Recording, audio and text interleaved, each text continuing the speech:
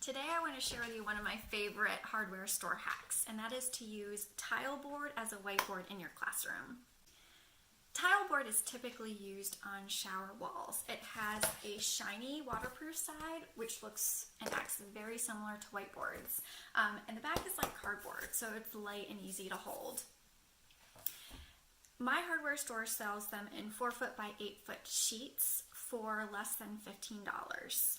And they are great to use as a budget-friendly alternative to a large whiteboard. One of the years I was teaching, I had 2 whiteboards in my classroom, but one it was not usable. It wasn't in the school budget to replace that one whiteboard that year, so I ended up going to the hardware store, getting one sheet, and using that in front of the unusable whiteboard. I used it for 2 years. And it held up pretty well. That second year we were struggling through the end. There were some scratches on it, some stains, but it held up really well. But one of the great things about these whiteboards is that you can have them cut down and use them for individualized instruction. So each student is able to have one whiteboard. It really helps with student engagement. It helps you keep up with all of your students and see if they're struggling with certain things. They're more likely to ask questions or ask for clarification if they're doing their work on this board. It's great to keep them accountable. One of the great things about hardware stores is that they will cut it for you. When I had these cut, they did it for free. When I went to my local hardware store now, we moved across town, the first 2 cuts are free, and after that it's 25 cents. So it might be location area specific, so just look into that before you go into your hardware store looking for your free cuts. So this is how I cut mine. This side is 12 inches, this is 18 inches, and with those dimensions I was able to get 20 boards out of my whiteboard. You can certainly change the dimensions if you want to maximize how many boards you get out of one sheet. I was on a tight personal budget, so I was just going to cut one sheet and just make it work. For classes that I had more than 20 students, I ended up just having them share. Okay, so if you want to have it cut like me and maximize your space for 20 whiteboards with one sheet, on the 4-foot side of the sheet, that's where you're going to have them cut the 12-inch increments, so they're going to make 3 cuts that way.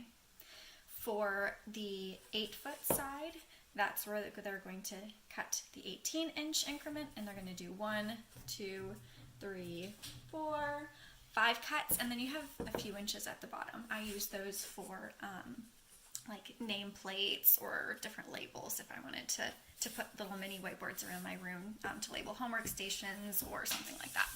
So let me just show you how easily this wipes off. I just have a paper towel and it comes off really easily. That is not always the case. So the off-brand whiteboard markers are a little bit more difficult to come off. Sometimes I would have my students do their work on a whiteboard and leave it there for the next day because we're going to continue working on the problem. And if you wait longer than 24, 48, or over the weekend, just use some of the dry erase board remover spray. And if you need to let it soak, you can let it soak, but I've never had a problem getting the marker off. Sometimes it takes a little bit more work than other times. So if you are purchasing your markers for your classroom use, go ahead and splurge on the Expo dry erase markers. Those will be easier to get off. If you're having your students bring in dry erase markers, just make sure you keep an eye on how long that's sitting on the board. Another thing to note is they do scratch.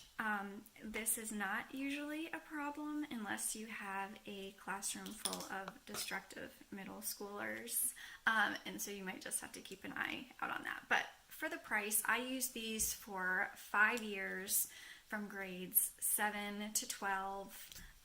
And I haven't had to trash any of them. Maybe 1 or 2 is showing a lot of wear at this point, but they have held up really well, and at that price, they're not very expensive to replace. I don't think that you can get them in smaller sheets though, so if you do need to replace 1 or 2, you may have to get a whole nother sheet from your hardware store.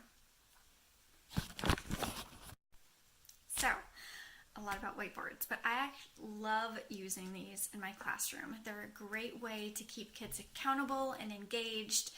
If you would like free lesson plans, I have 2 lesson plans up right now on yourclassroomhelper.com. You can access those and use them tomorrow in your classroom. So those lessons are specifically for chemistry, math, physics related problems, but the idea of the individualized whiteboards can be used in any subject with any grade. I think they're an awesome resource. I certainly did not come up with this idea. I don't know where I heard of it first, but you should definitely integrate that in your classroom.